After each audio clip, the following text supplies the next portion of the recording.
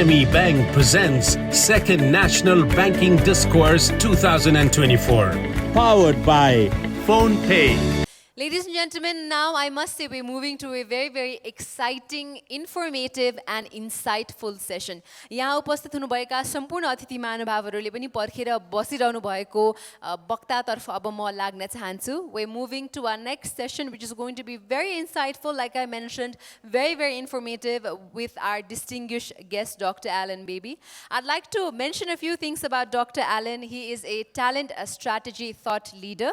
He's also the former Chief Learning Officer of the Emirates Institute of Finance. EIF मा यहाँ रहनुभएका धेरै बैंकर्सहरू र वित्तीय संस्थाका साथीहरू पनि जानुभएको छ होला विभिन्न कोर्सेसहरू गर्नका लागि EIF मा.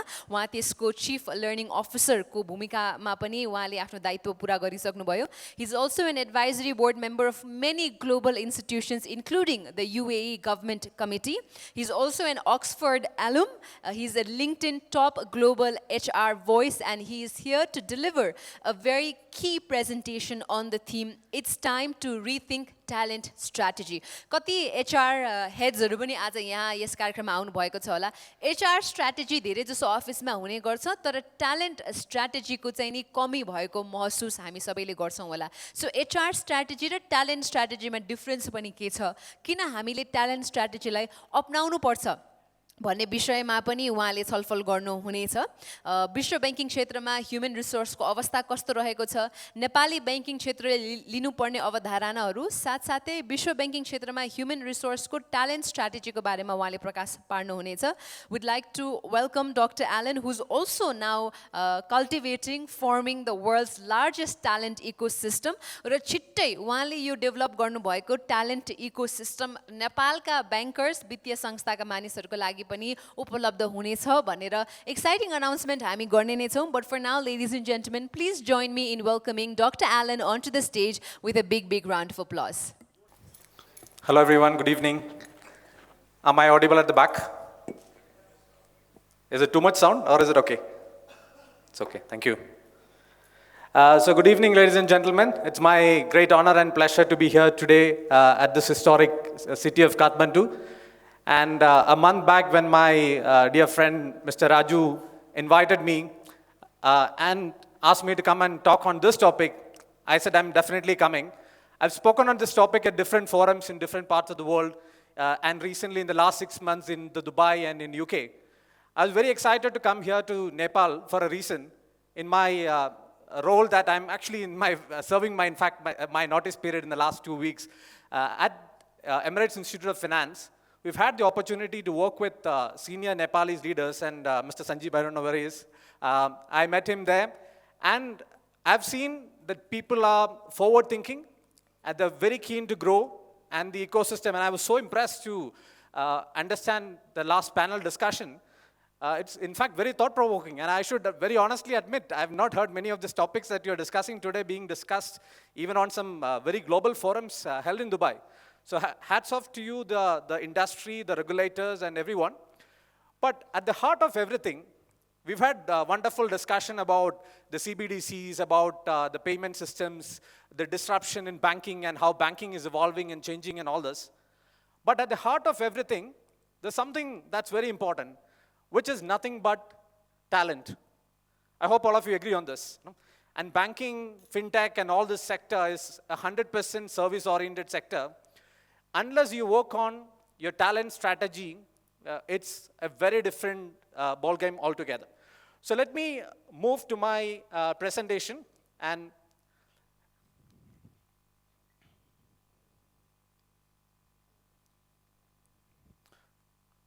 okay, fine. You might be wondering what's the relation between a plane and talent strategy, and I'm talking to bankers. Anybody can spot this plane? Anything specific about this? I know it's Boeing, and it's 737. And what's special? It's the MAX, the 737 MAX, the once famous, later very infamous, and still it's very infamous. And what's the connection between Boeing 737 MAX and talent strategy? So let me quickly walk you through this. So what went wrong at the mighty Boeing? This is my topic of discussion today. And Boeing is not a new company. It's a 100-year-old global giant, a duopoly in that segment. 100, maybe 200 countries in the world use their planes. It was doing well, and suddenly it started falling down from the sky. I hope all of you remember those days, the last 4 or 5 years. 2 instances. The whole 737 Maxes were grounded. And the worst news came like almost a year back. Not even a year back, a few months back. A plane that took off in US, the doors went off in the air. Do you remember this? Yeah, it was there in news all over the world. Can you imagine that this can happen to a company like Boeing? 100-year-old, the global leader in aircraft manufacturing. And what's the current story?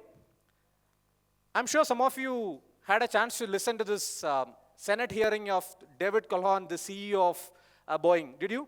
If not, please watch it. It's almost 2 hours, but even if you watch the first 30 minutes, I think the CEOs and the business leaders, you will really understand the essence of it. His face talks about what went wrong at Boeing. We can always argue it was a manufacturing problem. Definitely, I'm not here to debate on the problems in manufacturing. But my point is very simple. It has also to do with something around talent. How can such a big company make such silly mistakes? And one of the silliest mistakes is we forgot to tighten the screw. Can you imagine? The door fell off simply because the guy in the shop floor forgot to tighten the screw, and the guy who was supposed to check it never checked. It's as simple as that.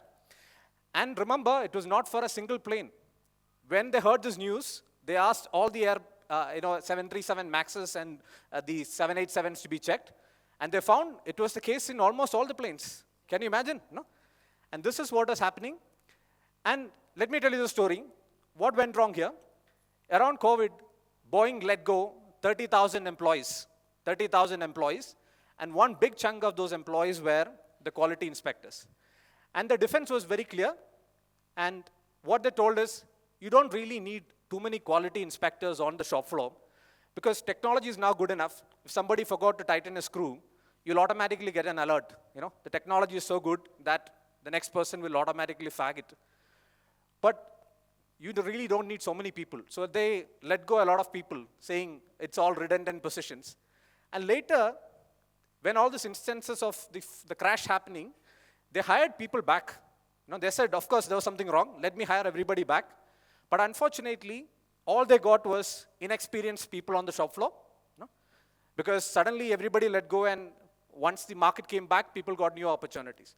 So they got inexperienced people on the shop floor, and worst, they were supervised by inexperienced supervisors. So you can imagine what would have gone wrong. Somebody forgot to tighten a screw, and the person who was supposed to check it never knew what he had to do. And this is why talent strategy is so critical, even for the greatest of the biggest companies in the world. Now, if you translate this to learnings, this is a story. We can always have a blame game. We can say this is what went wrong. What should business leaders take note of? Firing and hiring is never a business strategy, not a great business strategy, nor a talent strategy. A lot of business leaders mistake at a booming market, I should hire a lot, and when it's not so, I should let go. It's not the case, and that's what Boeing taught us. It's extremely critical for you to understand some roles which are so critical for the organization. The 80-20 Pareto principle applies everywhere in life. I'm sure all of you agree. 20% of roles possibly contribute 80% of your criticality. And there are some roles in your organization, a bank, a fintech, or an insurance company, which is so critical. Maybe, and I have some numbers in the coming slides which will back my view. And please understand those roles and try to ensure that the talent there is well protected. And another big mistake that often happens is, I've spoken to a lot of senior leaders, CEOs, and all this. They're like, forget all this. I've got the budget, and a lot of people are searching for jobs. I should get one. You may get qualified, skilled people, but you may not find great talent. Can anyone help me define what talent is? And she very rightly introduced at the beginning. Human resource and talent, is it the same? Can anyone possibly think of the ideal definition of talent? I know these words are often used interchangeably, but is human resource and talent the same? In fact, not. Gartner defines talent as somebody who's got three things. One is ability. Second is aspiration. The aspiration to grow. Just because I'm good doesn't mean I'm a talent. I should have the aspiration to grow. And third is the ability to engage. So AAE, ability, aspirations, and engagement. I should put in effort. I'm happy to do a training, but I should also put my heart and soul to it. So that's what makes a great talent. So coming back to our discussion, do not underestimate the power of talent in a digital-first world. Yes, we are in a digital-first world. Technology is disrupting. But in the world of technology, you still have to bet on people. I think that's the essence of what we are trying to discuss today. In the interest of time, let me go quickly to the next part. If not, before my speech will stop me. Changing nature of skills in the financial sector. And I don't think I don't have to elaborate it so much because I'm sure if I ask for a raise of hands, almost everybody would agree this. Skills are changing, and it's changing in a very big way. And I would say technology is eating finance. It's literally eating finance. A banker, earlier would say, I'm a banker, proudly, and he's a technologist. Today, a banker also needs to be a technologist. And let me give you some very interesting research findings, which may be very helpful for your, please don't move the slides, I'll move it. No? Okay, let me move it, please. Please don't move it. Okay, see the UK Financial Services Skills Commission, UK FSSC, is one global body of UK-based banks, and they have done a beautiful research on the future skills. And of course, there could be much more than this, but the finding is almost 13 different skills are very critical for a future banker and a future finance sector professional. And if you look at the skills, almost 7 skills are technical skills. And look at this: software development, digital literacy, data analytics, user experience, machine learning, AI, all the topics that we are discussing today. Extremely critical, not just for people working in the technology department in the bank, but for everybody, even in the business line. Let's say, run my credit function. I should know how I should use an AI credit algorithm in the business. What risks come, what opportunity come, should be a business leader's priority as well. And it's not about technology all alone. It's also about behaviors that contribute to it. And if you look at some of these, and I would stress on the middle one, empathy is at the heart of the whole thing. It's all about understanding the customer persona, understanding the problems, and creating and crafting solutions around this. 1 in every 8 roles that today comes up in banking sector is a technology role. And it's a good big percentage, And we are still in an evolving phase. Maybe 3-5 years down the line, it could be very different. Tech skills are important, but human skills are even today, it's extremely important for the future. So moving ahead, this is a very interesting research again from McKinsey. I'm sure all of you know McKinsey. And it's a Future of Talent report by McKinsey. It's one of its rare kind of research done by McKinsey. It says, ladies and gentlemen, 43% of the bank's current kind of work can be automated. 43%. We can always debate. It may not be 43, but still be 20, 25. And just imagine what will happen to all those people in those jobs. Is it a nice problem to have? As regulators, as people leading organizations, I think it's a very big question that you should always keep in your mind. And the nature of skills are changing. And if you look at the right side, currently our business is more around administrative and relationship management. That's how banking business is run. In the future, it should evolve to a new business model where people are good at customer experience, about collaboration, data science, robotics. And every role in banking today possibly would need something like this.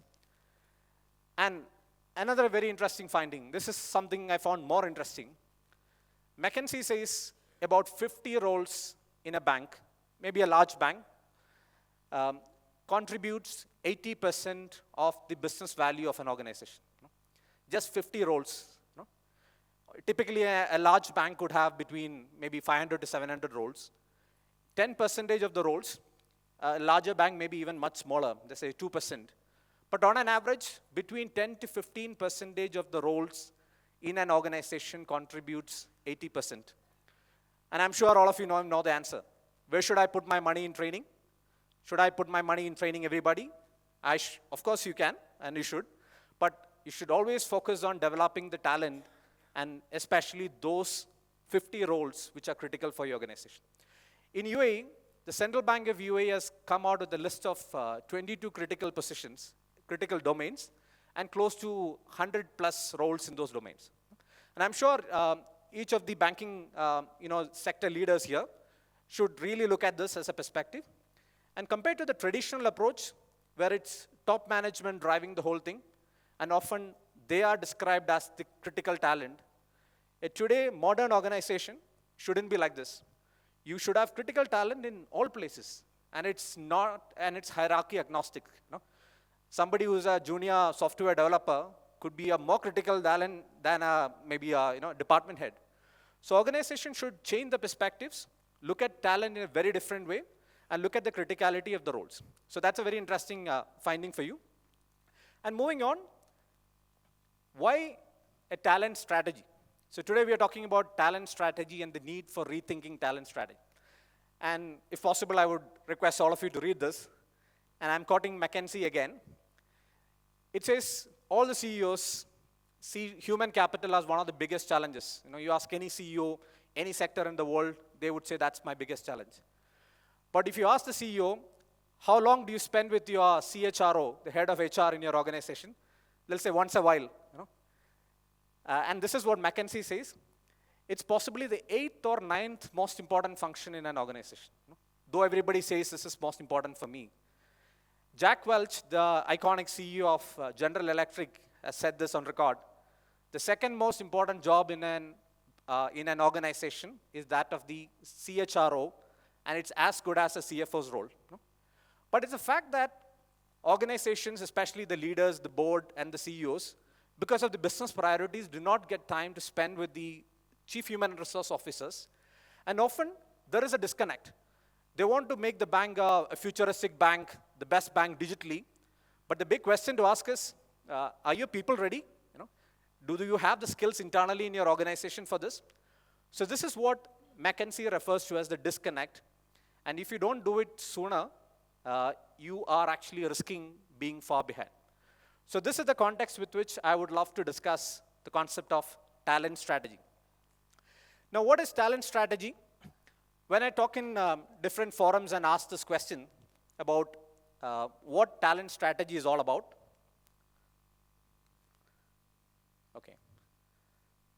Okay, so let me come to this. So a lot of people say, I have my HR policy, I have my recruitment policy, I have my training policy, I have my whatever, termination policy, firing policy. I have a lot of policies. Is it a talent strategy? Where is the vision? If it's a strategy, there should be a vision. Where is the connect between your talent strategy and your organization strategy? Where is the impact on results, the business results? Only then you can call it a talent strategy. So talent strategy is all about how do you optimize human resource to create competitive advantage for your organization. So that's the essence of talent strategy. And this is a framework that I have created, and all copyrights to me for this. There are 5 steps to creating and crafting a perfect talent strategy. The first being strategic alignment. So it's all about seeing if your organization strategy and your talent strategy are aligned. I hope you get this. The CEO might say, I want to be the best bank using digital technologies in the next 5 years.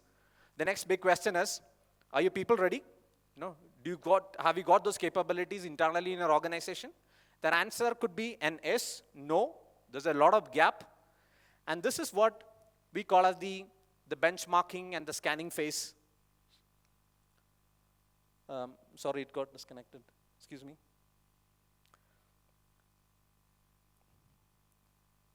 Can you put it upon? Okay. So that's the first part. That's called the strategic alignment. And the second part is a very important thing, what we call as the talent intelligence and the skill gap diagnosis. So we've decided to get onto a talent strategy. The next big question is, how good are we as an organization? Do we have the skills? And it's a very subjective, debatable answer. You know, all of us know this. Some would say, yes, I'm good at it. Some would say no. So it's very important to do a very independent, scientific skill gap analysis of your organization. Each department-wise, you should understand the skills needed for that function, the current skills and the future skills, and how prepared is my organization for this. This is what I call as the skilling dashboard. You know? A CEO should have a cockpit view. Okay, this department, they're good at this, they're not so good at this, and this is where I need to put my money. Third thing is about strategic talent decision. So what we've done, we have looked at a strategy, we have looked at the need for identifying the skill gaps, and the third thing being, what decision should I take? A CEO or a board or a CHRO has the following options. You have the option of building it. What is building? Building is basically internally developing those capabilities through upskilling and these initiatives. Buying, you can't find this talent. Let's say cybersecurity is a big risk for your organization, and you can't find good talent. So you may have to buy this resource from outside, basically hire new resources. You could borrow. It's again aligned to a Gartner framework. You could borrow. Borrow means you could outsource that function. You could also basically hire some consultants to help you with this. So that's borrowing. Redeploying, and I think this is very interesting. We just saw that maybe 40%, forget 40, 20% of the roles could become redundant. Instead of letting go those people, why don't you look at redeploying them into some function that's either business generating or is a support function for a business generating function. I hope you are aligned on this. You know? Instead of letting go those 10,000 people, why don't I try moving them to something which will hopefully help me make. So that's what we call as talent redeployment. And then you take the action. A lot of people make wonderful plans, but don't put the money where their soul is.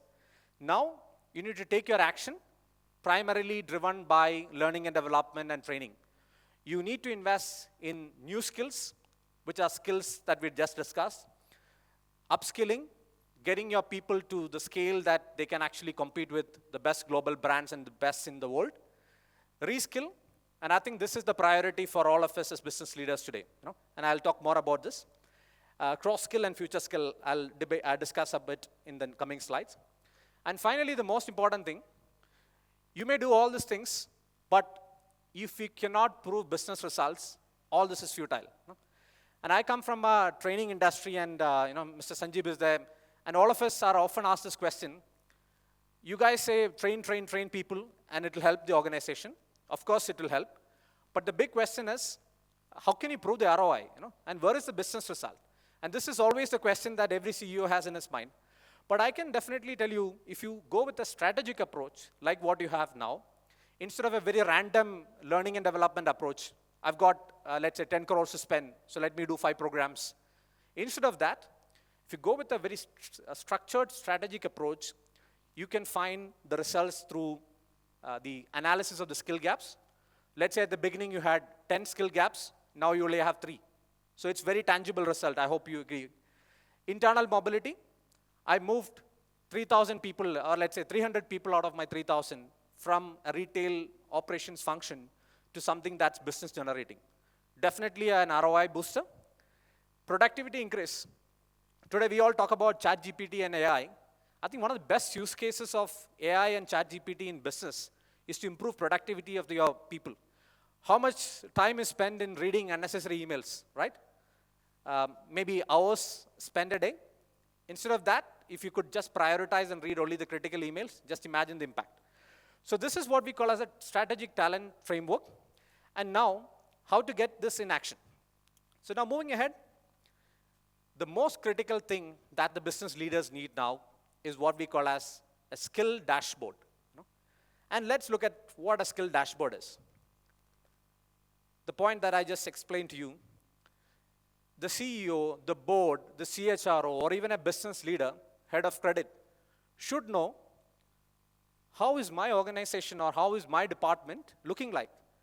Let's say these are the capabilities, you know, for this department, and these are the number of people, and this is how I am ranked. Certain things, the red is it's a kind of a danger zone, and the green is okay.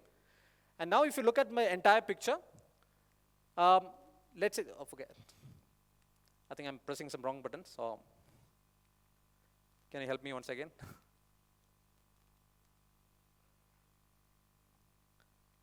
Thank you.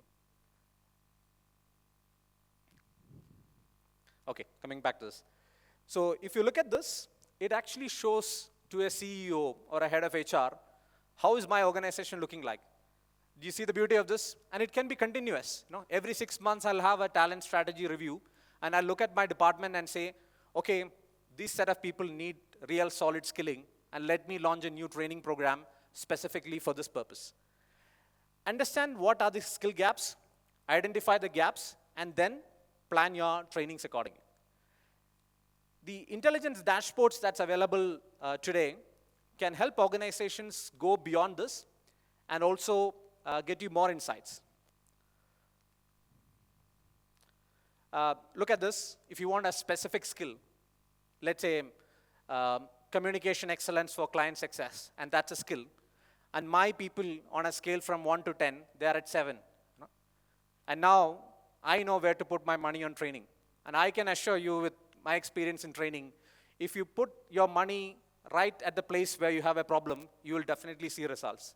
And the results are not after 5 years, it's straight coming out of the blue, and it's going to create an impact for you. Now, based on all this, what an organization could do is it can identify, grow, retain, and develop talent. Some of you in HR might know this. This is the concept of 9-box grid framework in talent management. What it does is a very simple concept. It categorizes people on 2 dimensions. One is performance, and second is potential. All of us do end-of-year performance appraisal, right? And that's often a very, very, very debatable and sensitive topic. People are often assessed only on only on performance, and not necessarily on the potential. So you could categorize people on the potential and performance, and that's how you identify the best stars of your organization, the future talent pool, and this is the place where you need to put your money. The high potential, the high performers, this is where the organization has to give them more exposure, growth, opportunities, training, global exposure, and help them grow. And these things, what I'm showing you today, is not a wish list that I'm presenting, and these are things that is possible with a potential talent strategy. And this is what the market is all about. Now, moving to the last item on my discussion table, I'm sure almost everybody in this room is aligned with the concept of a talent strategy and the need to understand the skill gaps. Now, the big question everybody would have is, of course, it's all fine, but if I invest money, and that too money immediately, would I have a business result? And I highlighted immediate here because I'm sure nobody in this room will even debate on the importance of training. And let's look at some data to prove this fact. I'm not sure if you've seen this, the famous joke in training industry. The CFO rushes to the CEO and says, they've come with a big training budget. What if we invest in people, and what if they decide to leave? No? The CEO says, gentlemen, listen, what if we don't invest, and what if they decide to stay? I hope you get this. No? What if we don't invest in training, and they all decide to work with us? What will happen to your organization? It's one of the best jokes in training. It's not just a joke, it's a reality. Now, how to solve this? We have a wonderful model. Again, from the UK, FSSC. I'm quoting a study. I could possibly leave the slides with Mr. Raju for your future reference. It's a wonderful study that compares the cost of reskilling versus letting somebody go and hiring a new talent. I hope you get this. Either you reskill people, your existing talent, to some new roles, or you let them go, fire them, get new people. Let's compare what are the different costs. If you reskill people, they've assumed a salary. You can take whatever is the respective salaries of every country and look at this. There is a training cost. There is a productivity loss during training. People have to be away for some time. They've assumed 25% of the weekly work is spent on training. Even that's assumed. There is a cost for that. And at the end of it, people achieve something. Of course, you have to reward them. So there is a salary increase and all this that happens. The cost of this would come to around 30,000, 31,000 pounds. That's option number one for you. What's option number two?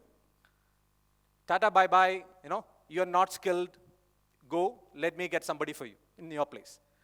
So you have to pay a severance cost. I'm sure the government banks and the private banks, they have to pay, all the voluntary benefits and all this. So there is a huge cost and a big outflow, and that happens immediately.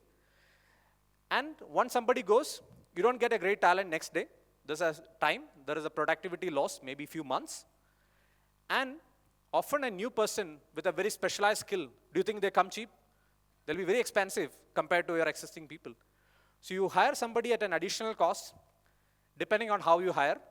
You may hire a consultant to get that. So there is a recruitment cost, if not your team. There is an onboarding cost, training them. There is a training cost. There is an efficiency cost. A new guy in a great organization, but in the first 3 months, I'm sure all of us agree, can't be really productive because he just has to understand what's happening in that organization. So if you look at all this and compare the costs, it is 30,000 versus 80,000.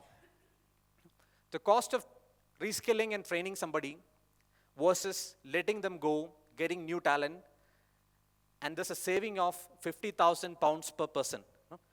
We can always see the relative number in Nepalese rupees, but the concept is solid. What it says is, reskilling is not a cost, but it's actually a cost saver. I hope we are all aligned on this. And if you look at your maths and work it out carefully, a well-crafted training program may cost you, let's say, 10 crore rupees. But the saving that you have at the end of it, at the end of that program, could be 30 crores. It's not a cost, but a cost saver and a productivity booster. So ladies and gentlemen, to my very last point, I know I'm running out of time. So to my last part, investment in talent, if you strategize well, is always going to give results. Random ad hoc trainings, left, right, center, just because I have money to spend, is not going to get you results. And I'm being very emphatic with this. If you do your job properly with a detailed talent strategy, yes, you will see the results. Reskill, the benefits are great. It gets you redeploy employees to better roles, helps solve a social problem also. Unemployment is definitely not a problem that the government, the regulators, and everybody wants to have. Internal mobility from redundant roles to some business generating role or a supporting role is always going to boost your profitability, and we can always debate and prove this with numbers. It will help you identify some good potential talent whom you thought was never a talent. You give people a chance, you'll find who is good. And it's going to help you improve productivity, revenues, and profits. And the World Economic Forum study says, after a reskilling initiative, at least there is a 5% increase in the productivity levels. So if you're making 100 million profit, you will make an additional 5 million profits because people have now acquired more productive tools. So that's again a way of getting money for you. Now this is a concept that I'm really pushing, and I'm writing in different forums. I recently wrote an article for one of the leading newspaper in Dubai on cross-skilling. Cross-skilling is all about acquiring skills in a totally different area. So let's say you work in corporate banking credit. You could acquire skills in sustainability and ESG. So if you look at the areas, these are two different areas. That's sustainability, I'm in corporate banking. But if you acquire skills in two different areas, this is what's going to help your organization. This is what's going to help the employee. And this is what's going to help your future career plan. I have a very brilliant example here. I started with the plane, and I'm ending with the plane. Etihad Airline, I'm sure you've heard of it. I don't think they fly to Kathmandu, but Etihad, what they did recently is they trained the pilots on both A350 and A380. They had 380s with them, not so many like Emirates, but they had 380s, and they're recently acquiring A350s, the new modern planes. And what they did is, they gave both the skill sets to the key pilots. Whoever was flying 380 can now also fly 350. If not, just imagine what will happen. I need a separate set of pilots for 380. I need a separate set for 350.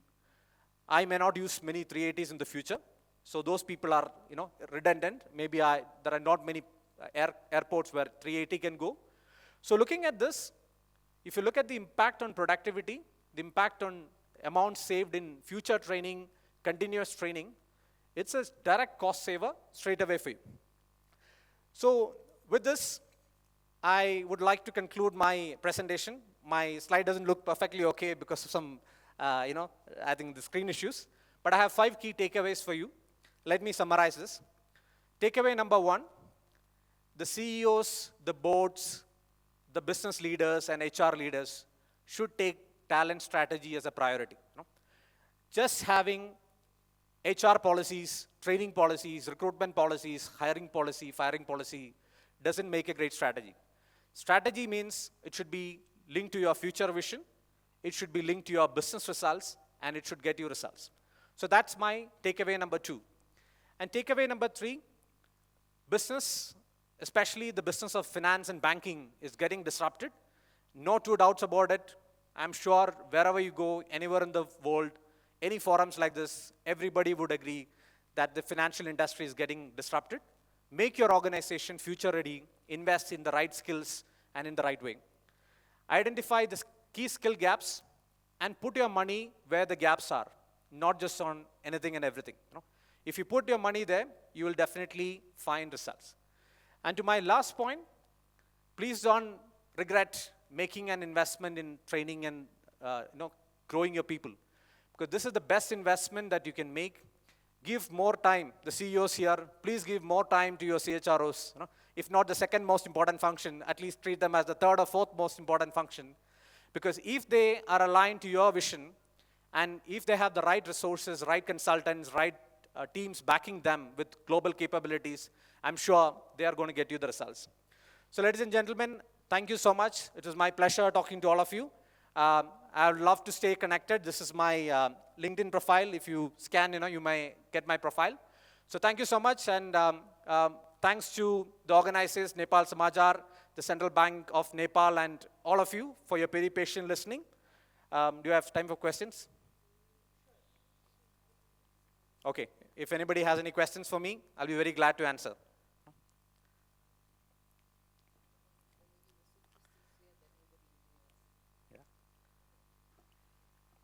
We take it positively that nobody has any questions, which means ठ्याक्क उहाँले key takeaways के दिन खोज्नु भयो थियो त्यो सबैजनाले बुझ्नु भयो होला भन्ने अपेक्षा पनि हामीले लिएका छौं. Thank you very much, Dr. Alan, for being here with us, and may I please invite Rajuji to kindly join us onto the stage and to felicitate Dr. Alan for being here with us and talking about this very important issue, which is rethinking talent strategy. उहाँले भन्नुभयो जस्तै यहाँ कतिजना CEOs हुनुहुन्छ, CFOs हुनुहुन्छ, HR headsहरु पनि आउनु भएको छ. सो तपाईहरुलाई पनि आफ्नो संस्थामा यस्तो talent strategy को खाँचो भएमा अवश्य पनि सम्पर्क गर्न सक्नुहुन्छ. I think Rajuji also has, or in the near future, he'll have some exciting announcements to make. But for now, we'd like to thank Dr. Alan for being here with us.